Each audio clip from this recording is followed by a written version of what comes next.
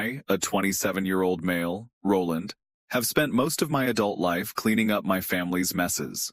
Ever since I got my first job at 16, I've been the reliable one, the one who picks up the pieces when someone else drops the ball. My younger sister, Elsie, 24, soon to be 25, is the complete opposite. She's impulsive, demanding, always between jobs, and somehow always manages to fall upwards, which usually lands in my lap. I used to think that's just what families do, help each other, support each other. But in recent years, I've started to understand that support in my family is just a code word for, we expect you to fix everything while we do nothing. The moment that finally opened my eyes happened about 8 months ago, right after I paid off the rest of my parents' car loan. Of course, it wasn't my loan, it was theirs. But when the repo man showed up at their house and my mom called me, sobbing, saying they couldn't get to work, I wired the $4,800 without a second thought. No thank you. No intention of paying me back, just, you're a lifesaver, sweetie. And the unspoken assumption that I'd do it again next time. The thing is, I lived in the same house as my parents and Elsie. We had one of those weird generational setups where they converted the basement into an apartment for me. The problem was, there was no real privacy. Elsie was constantly barging in. I'd come home to her wearing my clothes, eating my food, even using my laptop. One time, when I was in the shower, she didn't understand why that was a problem. We're family. Relax, she'd say. And Mom would just shrug, as if it was totally normal. For a while, I just tolerated it. I did my IT job from home, paid for half the groceries, covered more than my share of the utilities, and swallowed my resentment like it was part of the rent. I tried to set boundaries. I really did. I added a lock to my door. Dad took it off for emergencies. I started labeling my food. Elsie peeled off the stickers and left the empty containers in the fridge. Every complaint I made was met with, "Stop being so dramatic," or, "It's just for now." She's going through a hard time. Elsie has been going through a hard time since 2018. Eventually, I started looking for apartments, secretly. I didn't tell anyone, not even my best friend Clyde, because I knew if word got out, my parents would either guilt-trip me into staying or accidentally sabotage it. I'd been there before. When I tried to move out a few years ago, they threw a huge family dinner where my dad talked about losing his son, and my mom cried about how Elsie needed a male role model to get her life back on track. That dinner ended with me tearing up my rental application. But this time, I was smart. I toured apartments on my lunch breaks. I did the paperwork on my encrypted work laptop. I set up a P.O. box for mail. By the time I signed the lease, paid the deposit, and moved in, no one had a clue. My new apartment wasn't fancy, but it was mine. 1 bedroom, a small balcony, good internet, quiet. I bought a small leather armchair and put it by the window. That's where I'd sit every evening with a book. No interruptions, no Elsie, no constant noise, no passive-aggressive notes on the fridge saying someone left crumbs again. I'd never felt so peaceful, and I still didn't tell them. I let them believe I was still coming home to the basement every night. I'd show up a few times a week, usually towards evening, with some vague excuse about working late or staying at a friend's. They never questioned it. Elsie was too wrapped up in her relationship drama or her TikTok antics. My parents were too busy coordinating their latest financial crisis or asking me for a little help this month. I was practically a ghost, and it was the best thing that ever happened to me. Then came dinner. It was a Saturday night, mid-March.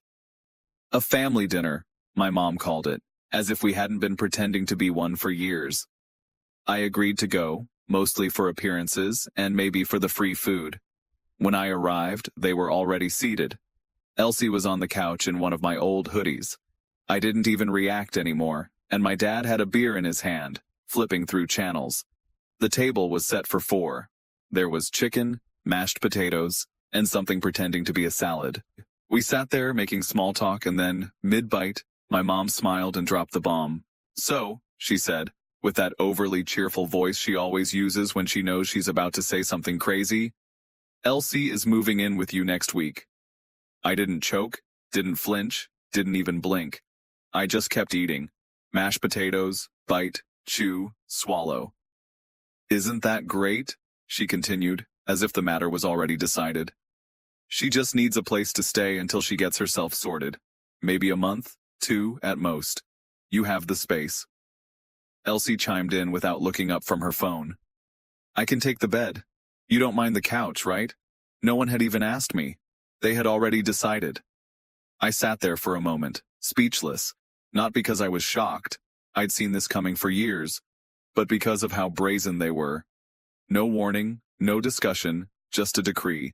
As if I were the family Airbnb, as if they could dictate my life. Still chewing, I nodded slowly. Sure, I said. Sounds like a plan. Everyone looked relieved. Mom beamed.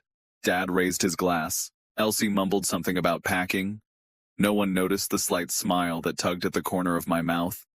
Because while they were busy deciding how my life was about to change again, they didn't realize I'd already changed it without them.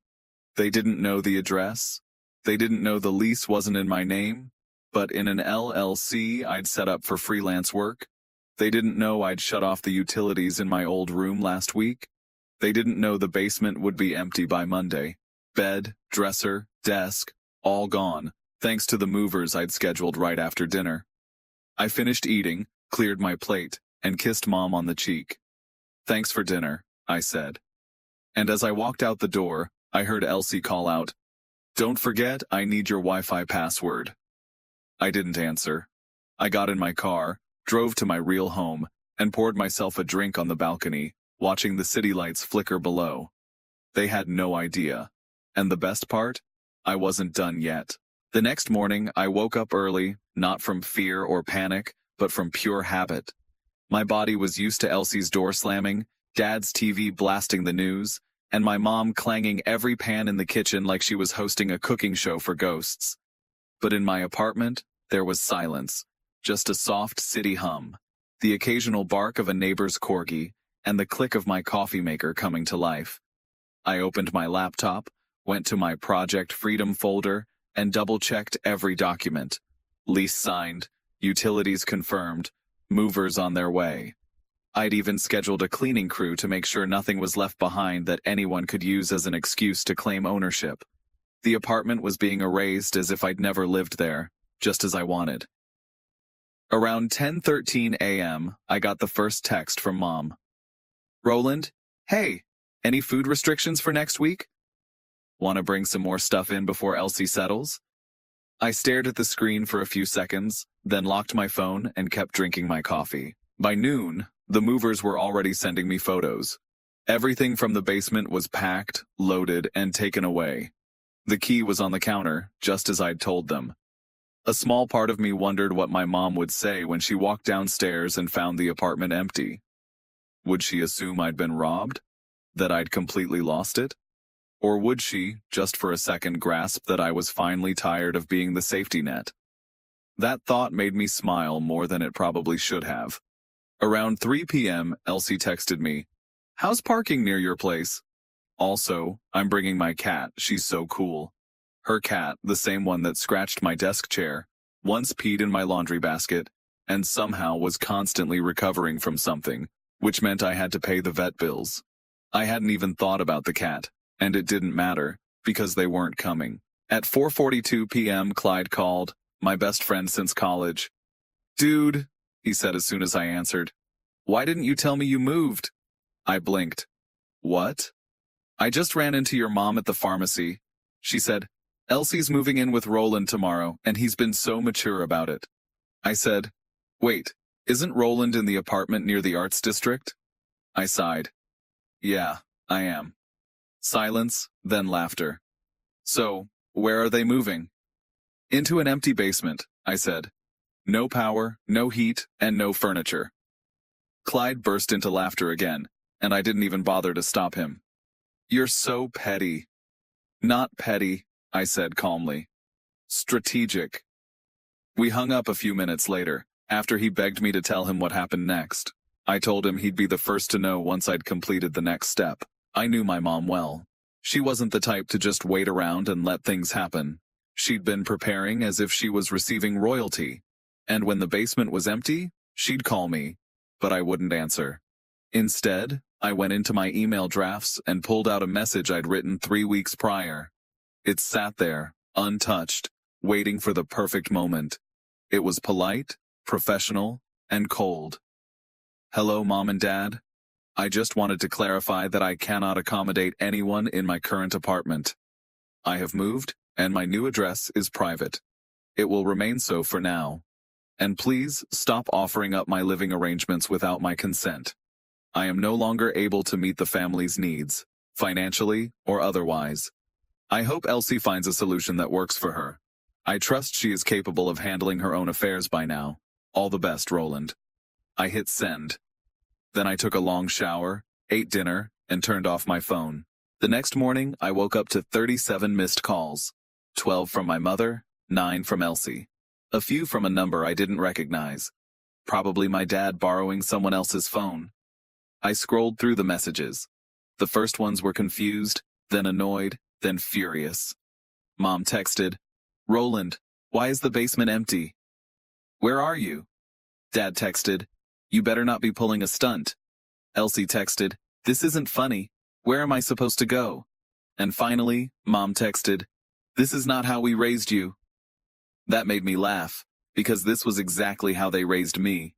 To be silent, to obey, to take on more than my share, and to pretend it didn't hurt. Only now, I wasn't playing along. I walked onto my balcony with a cup of coffee and let the sun hit my face. No knocking on the door, no one barging into my room, just quiet, peace, and the knowledge of finally being in control. But then, just as I took another sip, my phone lit up again. This time, not a call. A voicemail from Elsie. I hesitated. And then I pressed play. Her voice came through my earbuds, soft but sharp, with the tone you'd expect from someone who believed the world owed them something and was angry when they found out it didn't. "Roland, what's going on?" I showed up this morning with all my stuff, and the basement's empty. Mom's crying. Dad's freaking out. They said you just left, and now you're ignoring everyone. She paused, as if she expected that to hurt. You knew I was coming. You could have said something. You didn't have to make a scene. I told my friends I was moving in with you. I posted about it. I tagged you. Do you know how embarrassing this is? I'm literally standing in the driveway with nowhere to go. Thanks a lot. Click. That was it. I didn't reply. Not because I didn't care, but because I'd cared too much for too long. If I replied, she'd twist it. If I explained, they'd guilt trip me. If I showed up, they'd cry. But silence. They couldn't twist that. And for once, I was okay with letting them sit with it. Still, I couldn't help but picture it. Elsie in her absurd pink suitcase with 3 broken wheels, standing outside the house like a social media influencer who just realized she booked a Motel 6. My mother, standing behind her in her floral apron, completely flustered because someone in the family dared to make a decision without her blessing. My father probably pacing in the living room, muttering about me overreacting all the time. For years, they'd built this illusion that I was just a fixture in their lives. Predictable, useful, always available. And now that I'd pulled back, the wheels weren't turning. The machine was jammed. I took a deep breath and looked around my apartment. The walls were still bare. I hadn't even put up the shelves I'd bought. My desk chair creaked. The coffee table had a scratch where I'd dropped my keys. And the kitchen faucet needed a tighter handle to stop dripping. It wasn't perfect, but it was mine. And it was quiet. And no one knew the building's entry code until now. Because that evening, there was a knock on the front door. I froze. I wasn't expecting anyone. No deliveries, no friends visiting. I stopped midway through drying a plate and just listened. 3 more knocks, then a pause, then a voice. "Roland, I know you're in there." Elsie. I didn't move. I didn't speak. She hadn't buzzed the intercom, which meant someone must have let her in. Maybe a neighbor. Maybe she waited until someone came out and then slipped in. Either way, she was outside my apartment, on the other side of the door I hadn't even told her about. "You can't ignore me forever," she said through the door. "This is your fault." There it was, that familiar Elsie logic, that I had somehow created the mess she was in. If only I would stay quiet, obedient, and available, everything would be fine. A moment passed. I just need a couple of months, she continued, her voice softening, as if begging for pity. I'll get back on my feet. You have the space. I'll stay out of your way. I promise. You owe me. I actually laughed, quietly, bitterly. Oh, the last time Elsie had a job, she quit because her manager had a weird vibe. The last time she said she'd pay me back, she bought a $300 pair of shoes the next day. The last time she promised to stay out of my way, she was live streaming a karaoke video in the basement at 1:30 a.m. while I had an 8 a.m. Zoom meeting with a client. I walked slowly to the door, stood right behind it, and spoke just loud enough for her to hear, but not so loud that it caused any more fuss. Go home, Elsie. There was a pause, then an angry pounding on the door. Seriously, you're going to be this dramatic? After everything? After everything? I wanted to answer.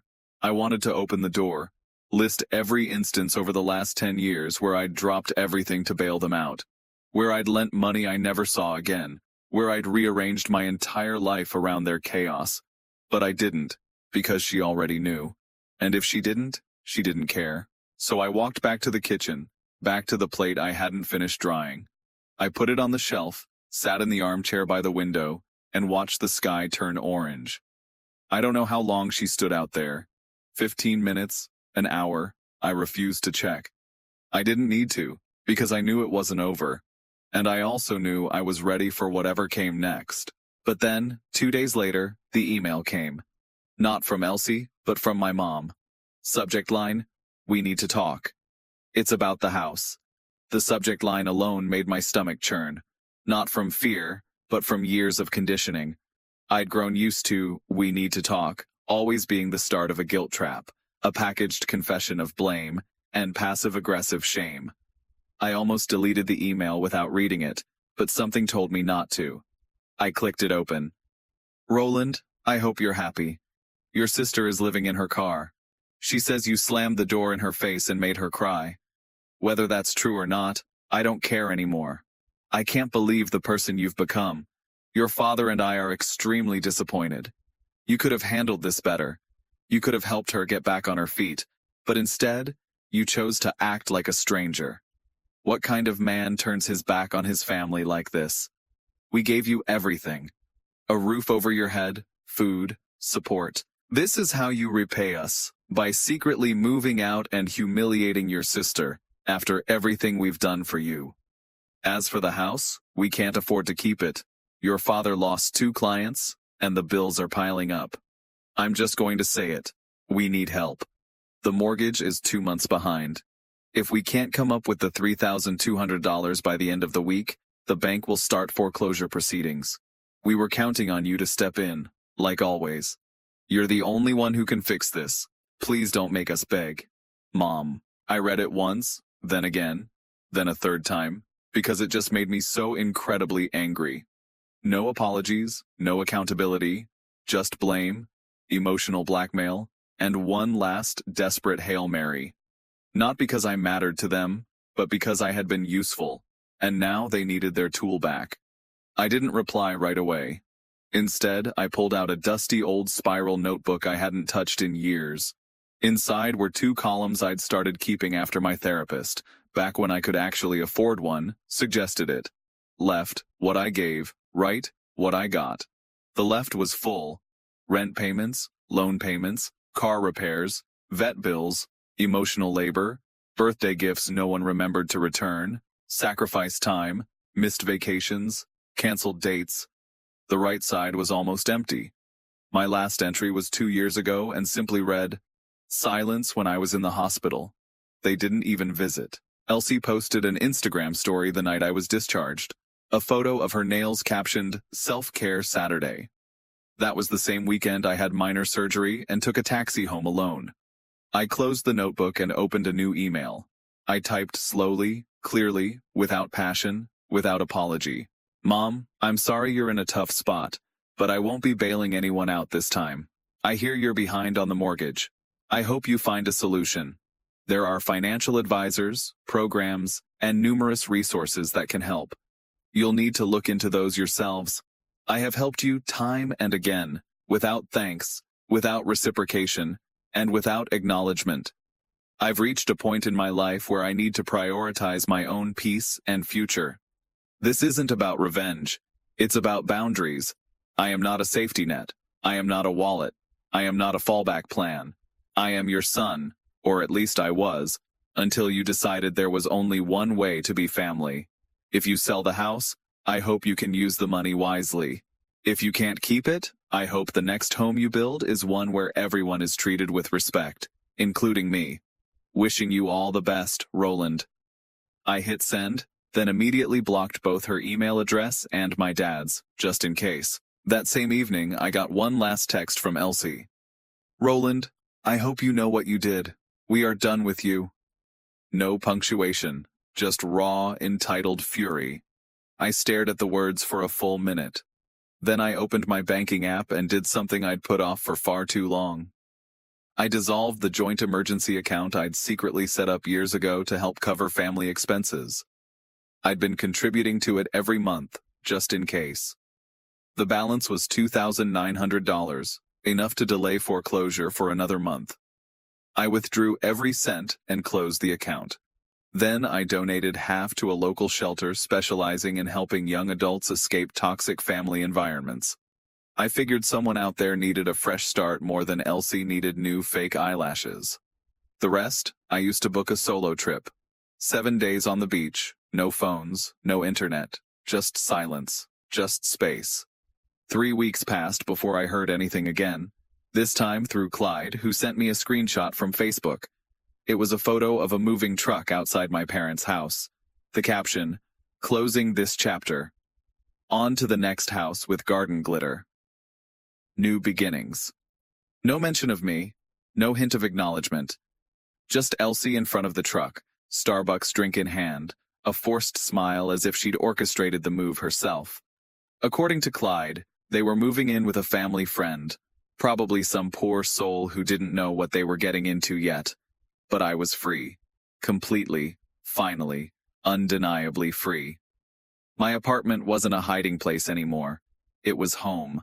My life wasn't quiet because I was withdrawing. It was quiet because I was in control. And my family, well, they were still out there. Still fighting. Still telling the same stories, but without me. And for the first time in my life, I didn't feel guilty about it. I felt alive.